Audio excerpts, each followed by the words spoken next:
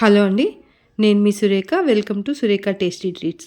ఈరోజు క్యాలీఫ్లవర్ తోటి ఒక మంచి స్నాక్ ఐటెమ్ చూద్దామండి. ఇది పెద్దలకి, పిల్లలకి అందరికీ బాగా నచ్చుతుంది.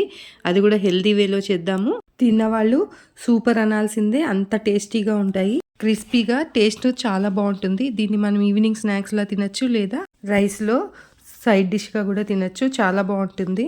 తినే కొద్దీ తినాలనిపించే ఈ పాలక్ గోబీ ఫ్రైని ఏ విధంగా తయారు చేసుకోవాలో ఇప్పుడు చూద్దాం. ముందుగా క్యాలీఫ్లవర్ని తీసుకొని ఈ విధంగా చిన్న చిన్న ముక్కలుగా తరుక్కొని ఉంచుకోండి. వాటిని నీళ్ళల్లో వేసుకొని కొద్దిగా సాల్ట్ వేసుకోండి, కొంచెం పసుపు కూడా వేసుకొని స్టవ్ మీద పెట్టి ఒక 2 పొంగులు రానివ్వండి. మరి మెత్తగా అయిపోకూడదు క్యాలీఫ్లవర్, అది చూసుకోండి. అది ఉడికే లోపల ఇక్కడ నేను పాలకూరని ఒక 4 కట్టలు తీసుకున్నాను. వాటిని శుభ్రం చేసుకోవాలి. వాటిని తీసి చక్కగా ఆకులన్నీ శుభ్రంగా కడుక్కోండి. 1కి 2 సార్లు కడుక్కొని చిన్న ముక్కలుగా చేసి పెట్టుకోండి. ఇప్పుడు మిక్సీ జార్ తీసుకొని అందులో చిన్న అల్లం ముక్క, వెల్లుల్లిపాయ, పచ్చిమిరపకాయ మీ కారానికి తగ్గట్టుగా తీసుకొని ఆ మిక్సీ జార్లో వేసుకోండి. అదంతా కూడా మెత్తగా పేస్ట్ లాగా చేసుకోండి. మనం వేసుకున్నవన్నీ కూడా అల్లం, వెల్లుల్లిపాయ, పచ్చిమిరపకాయ, పాలకూరని అవసరం అనుకుంటే కొద్దిగా వాటర్ వేసుకొని ఈ విధంగా పేస్ట్ లాగా చేసి పక్కన పెట్టుకోండి. చూడండి, ఈ లోపల ఈ క్యాలీఫ్లవర్ కూడా మంచిగా ఉడికిందండి.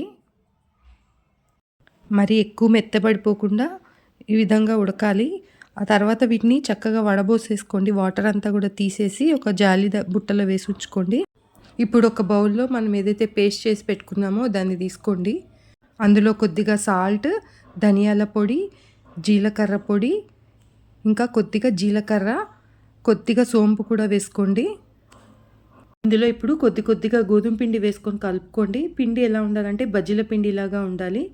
మనకి ఎంత కావాలో అంత కలుపుకోండి. అవసరం అనుకుంటే కొద్దిగా వాటర్ వేసుకొని, ఎక్కువ వాటర్ వేయద్దు, ఎక్కువ పలచగా ఉండకూడదు.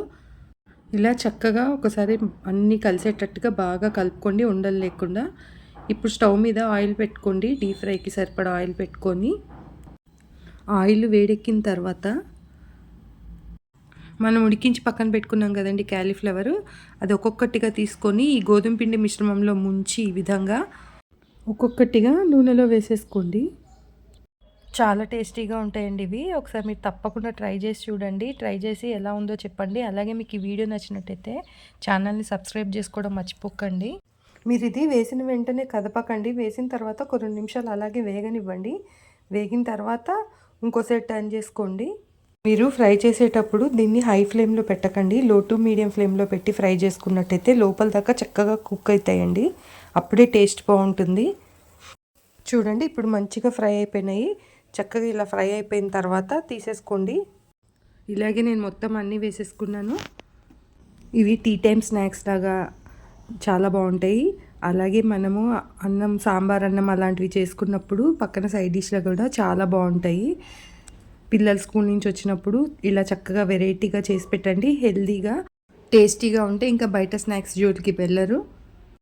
ఇలాగే మొత్తం అన్నీ ఫ్రై చేసేసుకున్నానండి. ఇప్పుడు కొద్దిగా కరివేపాకు తీసుకొని కొద్దిగా ఫ్రై చేసుకొని వాటి మీద వేసుకోండి. ఫ్లేవర్ అనేది చాలా బాగుంటుంది. అంతేనండి, రెడీ అయిపోయింది పాలక్ గోబీ ఫ్రై. చాలా టెంప్టింగ్గా ఉంది కదండి, చూడడానికి చాలా టేస్టీగా ఉంది. మీరు తప్పకుండా ట్రై చేయండి. పిల్లలకి, పెద్దలకి అందరికీ బాగా నచ్చుతుంది. డిఫరెంట్ టేస్ట్ తోటి చాలా బాగుంది. ఇలాంటి మరిన్ని రెసిపీస్ చూడడానికి ఛానల్ని సబ్స్క్రైబ్ చేసుకోండి. ఈ వీడియో నచ్చినట్టయితే వీడియోకి ఒక లైక్ చేయండి. మీ ఫ్రెండ్స్ అండ్ ఫ్యామిలీస్ తోటి షేర్ చేయండి.